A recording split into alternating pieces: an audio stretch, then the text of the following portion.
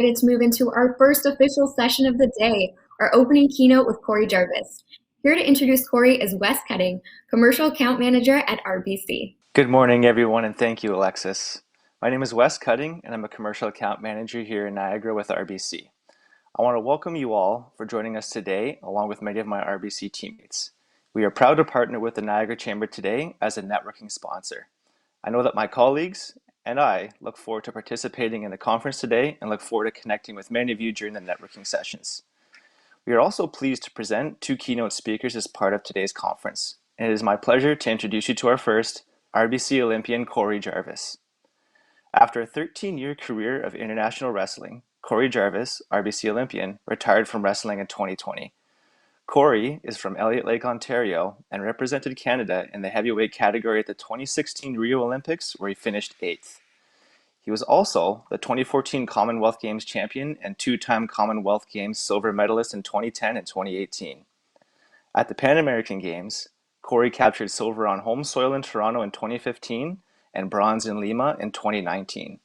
Korey began wrestling in the year 2000 with the Elliot Lake Gladiators before spending most of his career with the Guelph Wrestling Club.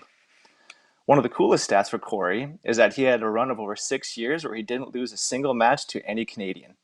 He was also the first athlete to win the Canadian Championships in 3 consecutive years in both freestyle and Greco-Roman styles. Korey will talk to us today about his belief on working hard to achieve your goals and persevering over the obstacles. A talk that I know will resonate with many of you, as it will definitely resonate with me. So thank you again, and please join me in welcoming Korey. How's it going, everyone? Glad to be here. Hope everything's going well. I know this is a little bit different than what everyone's used to, but yeah, we're here, we're online, we're with Next Niagara. I'm excited to be a part of this Engage conference. And yeah, let's get started. Like they said, I wanted to I just introduced me, and they had some great things to say. I guess I've had a decent career in the last few years, but I'm Korey Jarvis. I wish we could be at a different venue and we could meet personally, but this is where we're at. I'm gonna share my story, and then we'll go from there. And hopefully there'll be some questions at the end. I know there's some platforms where you can, if a question comes up throughout my chat, you are able to write it down in one of the chat forums, and then hopefully we can bring it up if there's time at the end, and we can answer your questions and go from there. So I wanted to talk a little bit about where I started, how I got to where I am today, and kind of move into what's kind of next for me. And I just want to start with this image here. If you guys see this image, and so when I see this image, and it says here that so all that's standing in my way of my goals and dreams. So imagine, again, you're that person in the red, and that person or that obstacle is in your way. And for most of my career as an athlete, I felt that this was me. There was a lot of obstacles in my way. There was a lot of self-doubt. There was a lot of things that were stopping me, and I had many opportunities to walk away from my career as an athlete. And I was fortunate enough to have people on my side and kind of push me through the hard times and get over those obstacles. And as you can see, getting past this obstacle is not an easy thing to do, but on the other side of that obstacle is many great things. So where I started, and when I started, and why I started, I actually started wrestling because of a good friend of mine named Dan Richard. He started wrestling when he was in grade 8, and he had great success. This guy was a great friend of mine. He was the handsome guy with the nice long hair, and had a pretty girlfriend, and me as a 14-year-old boy. I wasn't the best looking kid. I'm not gonna lie. I was had some body issues, and I was bullied a bit when I was younger, and it kind of made me about a little bit timid, you would say. And wrestling, as you know, is a close contact sport, and you have to wear spandex, so it's not the greatest for a young teen with some body issues. But my friend said you should come out and try, and I was a little hesitant at first, so I came out and I watched one of the practices, and then I loved what I was seeing, and I wanted to be a part of it. So I went back and talked to my parents, and then I said I want to be a part of this. And it wasn't easy at first because my family didn't come from great means, and I didn't have a lot of opportunities when I was younger for sports. So this was kind of the first time I was getting into a sport at the age of 14. But we made it work, and I went out to the practices and started being a part of the team, and I never had that opportunity, and I was just in love with it. I loved going to practice. I loved being there, and all the coaches and the teammates were welcoming. And for someone that had dealt with a lot of bullying and things like that, it was great to be a part of that. And then training was fun. We played games sometimes. I was learning new things every day, and this all started in like a small gym in Elliot Lake. And if anyone knows, Elliot Lake has been on the map a few times. They're a small mining community in Northern Ontario. Around 10,000 people live there. But again, very small, and the coaches weren't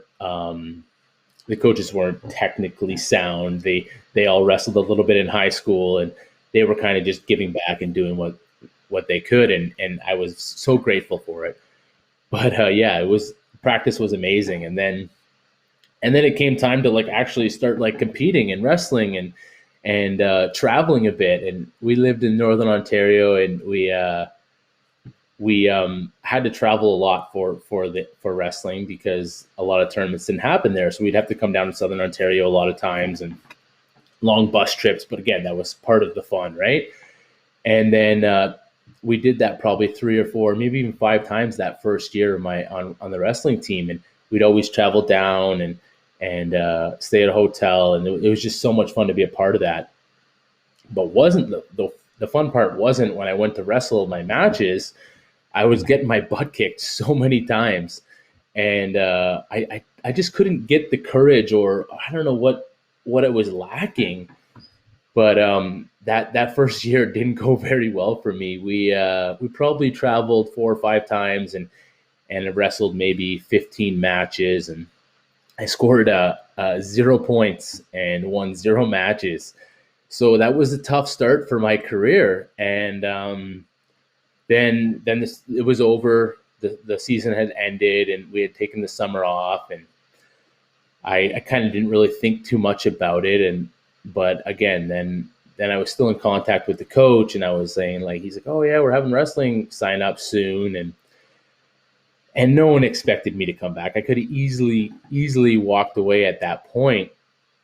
And then that first day for sign up came, and I was the first person in line to sign up for wrestling practice and to give it another shot. And that was just kind of showing me that I wasn't going to give up after a hard time, right? And that's when I started like actually wanting to be successful in wrestling, and I wanted something. So what I started doing was I started setting these small goals that I could achieve on the daily, on the weekly, on the monthly. And as a young athlete, I was trying to be like my friend Dan. He was a good athlete. He was beating everyone up all the time and working out and all these things. And I remember there was a chin-up bar in the corner of our gym, and I would just stare at it, and I would say, okay, maybe one day I'll be able to pull myself up on that. And I would try every day after practice, and I would just hang there, and I couldn't pull myself up. So that became one of my goals. Again, just to many people, super easy to do chin-ups, maybe 20, maybe 30, maybe 50. But again, that wasn't an easy thing for me when I was that young. So I started making these small goals, and then I started being able to accomplish them. And then that just kind of drove me what was next. And then I started having success on the mat. I scored that first point. I won that first match, and I got my first medal. And this was all super exciting. But again, like every time I got it, I wanted a little bit more. And then again, you'd go out, you'd have a bad day, and then you'd lose a match or lose to someone that you had beat before. And I was having a hard time. But again, high school was hard, and I went on, and I was having great success. And then school was starting to dwindle down, and I was getting ready for my next step. And my next step was to continue my wrestling career. That's what I wanted. And I was lucky enough to be to be recruited by the Guelph Wrestling Club, and then that's what was the next thing for me. I was a young athlete, and I thought I knew a lot about the sport. And then the Guelph Wrestling Club recruited me, and I decided to make the big move. And I talked to my family about it, and I applied for college in Guelph, and it was a big thing for me to do, because I had to move 7 hours away from my family. I didn't have any friends. I didn't have a lot of money, and I was going to say, okay, this is what I want. This is what I'm going to do. So I moved to Guelph. I remember that first day walking into that wrestling room and seeing all the athletes look at me, and they're like, "Oh, who's this guy?" And it was very intimidating. I went from that guy that was known in town for being wrestling, and I was the best in Northern Ontario at the time. And I come to this gym where there's like athletes training for the World Championships, athletes training for the Olympic Games, and I was just like, holy smokes, this is insane. And what I did was I kind of just came in, and I wasn't trying to make any waves. I was just trying to prove myself. And how I did that was I just kind of put my head down, and I worked as hard as I could. And that showed a lot of people like who I was as the character that I was. I wasn't trying to be flashy or anything like that. I was out there to prove to myself that I was a great wrestler, and to prove that to everyone else that I was a great wrestler and a great athlete. And as things went on in Guelph, I started being more a part of the team, and actually got a few mentors, and that really drove my career up when I had these mentors that kind of took me under their wing and were taking me aside and showing me the things that I needed to know for the next steps. And I started making strides, and I actually ended up wrestling a couple of those mentors in matches, and I was lucky enough to beat them. And that was just showing me how much success that I was getting from being at the Guelph Wrestling Club. And there was so many things going on, and then I finally got like a chance to represent Canada internationally. And I remember we went to Nice, France, and I went out there, and again, I was trying to prove myself all the time, because there was a lot of coaches, a lot of athletes, and a lot of people thinking that I wasn't going to be the number one guy. And I thought that I should be the number one guy. I was working as hard as I possibly could, and I would always be coming up short. I would always finish in second or third at national championships, and I never got the opportunity to represent my country at like the Olympics or the World Championships, and that's what I was striving for. So that's where I kind of talk about what brought me to 2012, and this is where I was having success, and I was so pumped up, and then again, like every time I would go through it, I would have a failure, and it would just kind of like shut me down for a while. And just the same as that image I showed at the beginning, there was this big obstacle in my way, and I couldn't get past it. And there was I thought I was doing everything I needed to do to get to the next step, and I just wasn't getting there. And it was frustrating, because I felt that I was deserving. I felt that I was worthy enough for this, and that's what I wanted at this point in my life. There was a lot of things going on. I was unfunded athlete at one point, and I was working full time, starting a family, and things were hard, because it's not easy to train full time and work and be able to afford all these things. And there was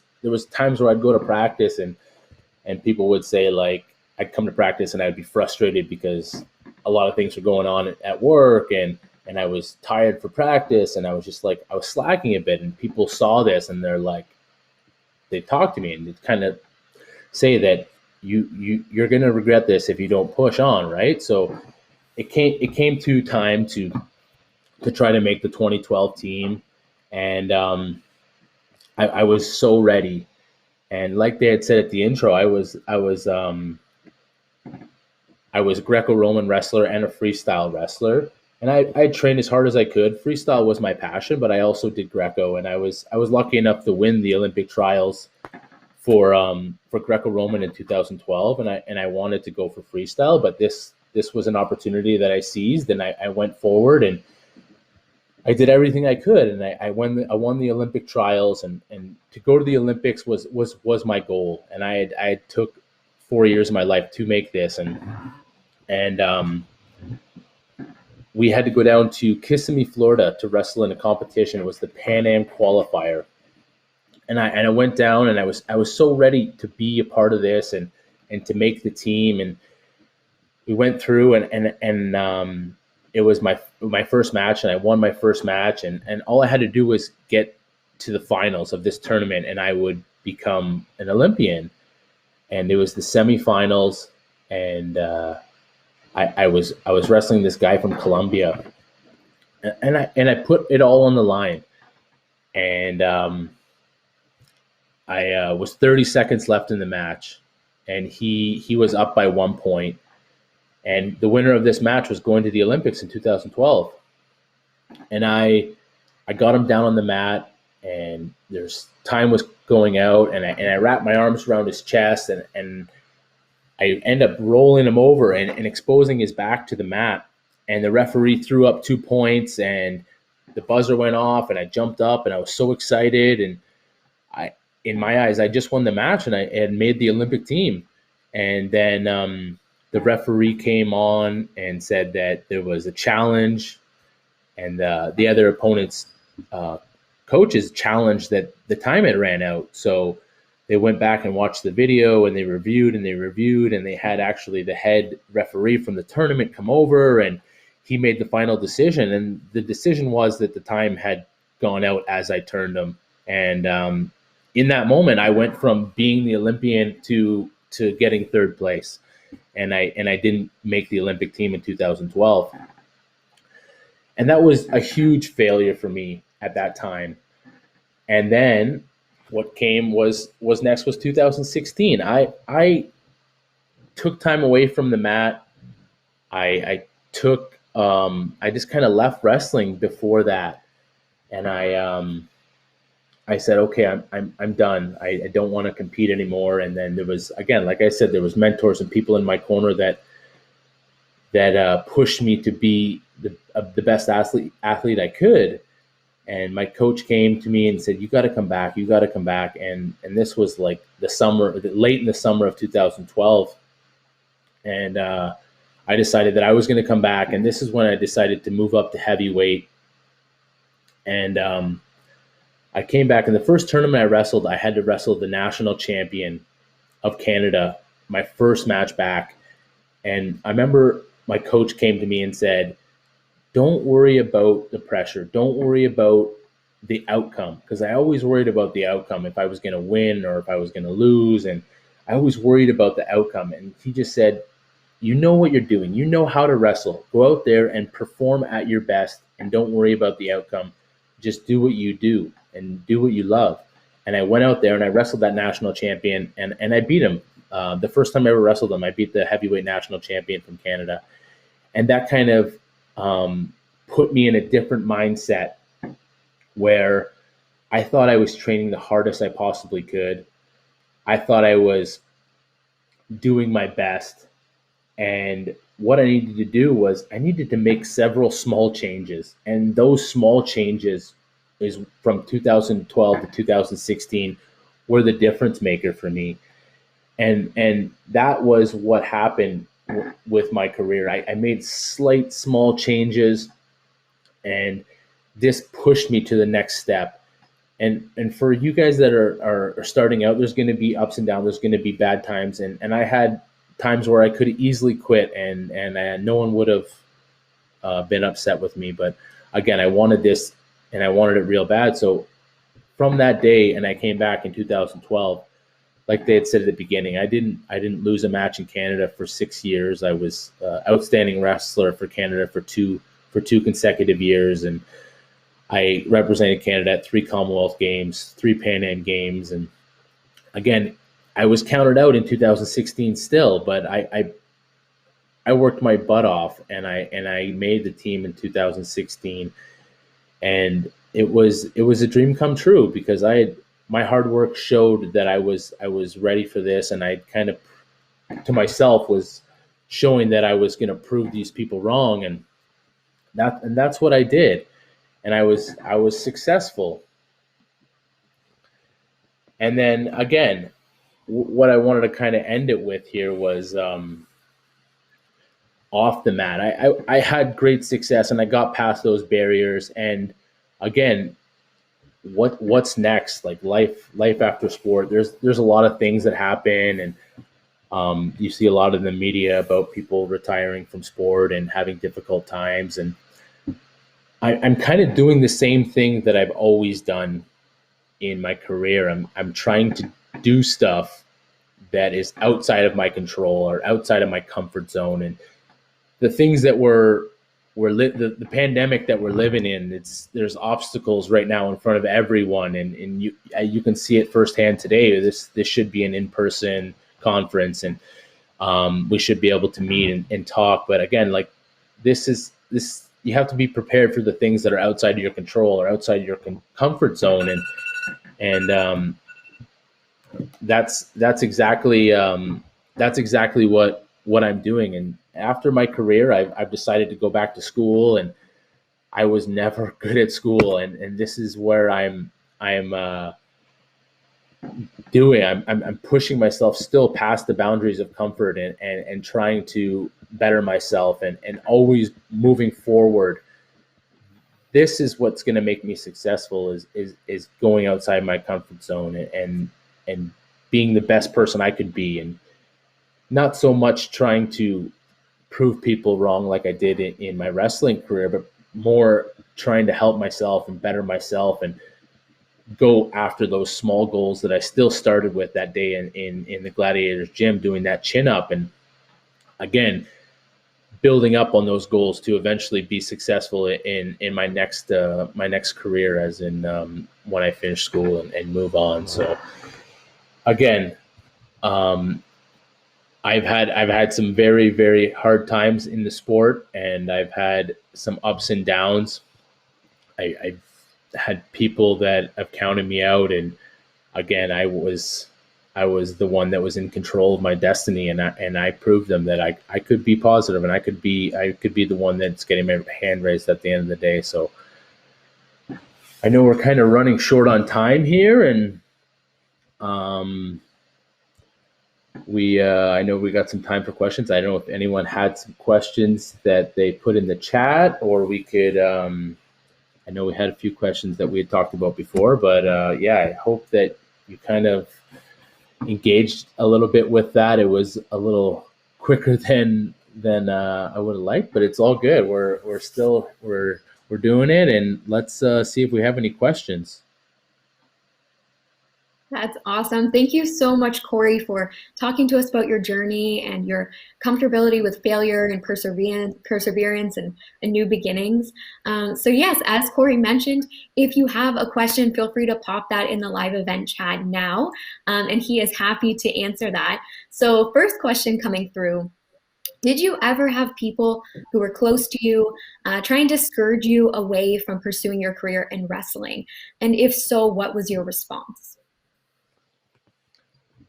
Yeah, there's again a lot of things that happen in everyone's life, right? You go through ups and downs, and everyone has their personal side, and maybe you don't want to talk about it, but there was times in my life that, again, it was really hard. I was I was the number one in the country, and I wasn't getting any funding for my sport just because there was some criteria that I didn't hit where I needed to hit. And there was people in my life saying that, well, maybe you shouldn't be doing what you're doing because they're not paying you, they're not supporting you, and they're not doing their end. I thought to my ability, I was doing the best I possibly could. I was winning the national championships. I was representing my country at the world championships. And again, I wasn't funded, and I had to work full time. And again, people will see the negative. People will see what they want to see, and I saw what I wanted. And when that was going on in my life, it just pushed me to work harder and be better because I wanted this as my end goal. And when I wasn't getting the funding, or I wasn't getting everything from my personal side, I made changes, and I surrounded myself with people that wanted the best for me, and it helped me get to where I wanted to be. And I was successful at the end. But again, if those people are going to be negative, and there's people that are going to say that maybe this isn't the right path, again, there's not always the right path. There's different paths. And what I did was I made small changes, and I was able to overcome the obstacles to eventually get to that goal of making the Olympic team. Great question, though. Yeah, that was a great question and a great answer. I think that really spoke to the commitment to your craft and your passion and your drive within that answer. So you spoke a bit about mentorship throughout your presentation with us. And I'm wondering if you can just kind of tell us a bit more about your experience with mentorship and how important mentorship was for you in your journey as a professional athlete. Yeah, that was a big part of it, because as a sport of like wrestling, I am the only person that's out there. There's no one picking me up off the field when I fall down. It's again, I have training partners, I have coaches, I have all these things, but when you're out there, it's just you, and it's a lot of pressure on yourself because you want to be successful, you want to do your best. And I had those mentors, and I was lucky enough to have those mentors, because without them, I wouldn't have been successful. And they showed me that I need to be more proactive myself. It's not they couldn't help me when I was out there on the mat. They could help me prepare for that. They could get me ready. They could do their best. But again, I had to be the one that showed up early. I had to be the one that to do the extra stuff after practice. I had to be the one doing the work. They couldn't do the work for me. So that's what I kind of got from the mentors that I had, that I'm going to be here to support you. I'm going to do my best, but you also have to do your best or better to be the best. And I remember a quick story of one of my strength coaches. He was also the strength coach for the University of Guelph, and he was hard on those athletes. He was really hard on the football guys, and I would be in the gym sometimes at the same time as them, and he was on them and like yelling at them and getting them like going. And if anyone was slacking a bit, he was on them, saying that like, this is your position, this is your part of the team. You have to be just as good or better as everyone else on the team. And then he'd come over to me and he didn't yell at me. He didn't say anything. Like, obviously he was there coaching me and doing his best job. But then one day I asked him, like, why don't you yell at me like you yell at the football guys? And he was saying that it's not, he can't make me be better on the mat. As a football strength coach, he needs to make everyone in their position their best. And when it comes to me, I need to do my best for myself. And he's there to guide me. He's there to help me and give me all of his experience. But that kind of just showed me that, okay, this is a lot on me. And again, for a lot of young professionals and a lot of people that are out there, people are going to do the work for you. People are going to want to get in front of you. People are going to want to be where you want to be. So you have to do your best or better. And no one's going to give you the leg up or give you the advantage. You're going to have to search out through networking those opportunities, meet those people, get that one thing from one person and say, oh, that's a good idea. I'm gonna use that, and then move on and build yourself up as the best person you can be. And that's what I did as an athlete. And that's what kind of brought me to that success in 2016. And I took a lot of small things from different people and coaches and athletes and mentors and just put them all together to be successful. And again, no one was saying, oh, no one was the number one guy wasn't saying, oh, here's my spot. So I had to work for it and I had to take it. Right. So it was a lot of working hard and building myself up with that stuff. Yeah, that's great. Speaking to that empowerment, but really that accountability, kind of instilling you with that accountability of self, and wonderful tie-in to some actionable items for young professionals in their careers as well. And we do have a couple other questions coming through the chat, which is exciting. So one being, how did you balance work and wrestling and your professional life? You were speaking to building your family throughout your career. How did you balance all of that, find that work-life balance, while also mitigating the challenge of not having funding through early on in your career? Yeah, so it was a very difficult time, and again, I did have some good mentors and some good people saying that I was gonna regret my decision to walk away, and I was glad I didn't, because today I would have regretted that. I was happy with my decision to keep going, but I was focused when I was in that position on being my best, right? So I would take every opportunity that I had, and I would not waste it. When I only had a certain amount of time that I could train, because I was working, and I was fortunate enough to have a great boss that I was working for, and he was able to give me a little bit of flexible time when I had to go and train at training camps and overseas and these things. But I didn't waste the opportunities that I had. When I went to practice, I was there. I treated it like my job. I put everything into that, all my effort into that practice. I was going to be 1% better every time I went, and I wouldn't want to waste it. And again, when I was at work, I was showing them that I was a great employee, because they were giving me opportunities that I wouldn't have had regularly, because they were giving me some time off and sometimes letting me come in late or go early just to make everything work. And those things were complicated, and a lot of things were going on in my life.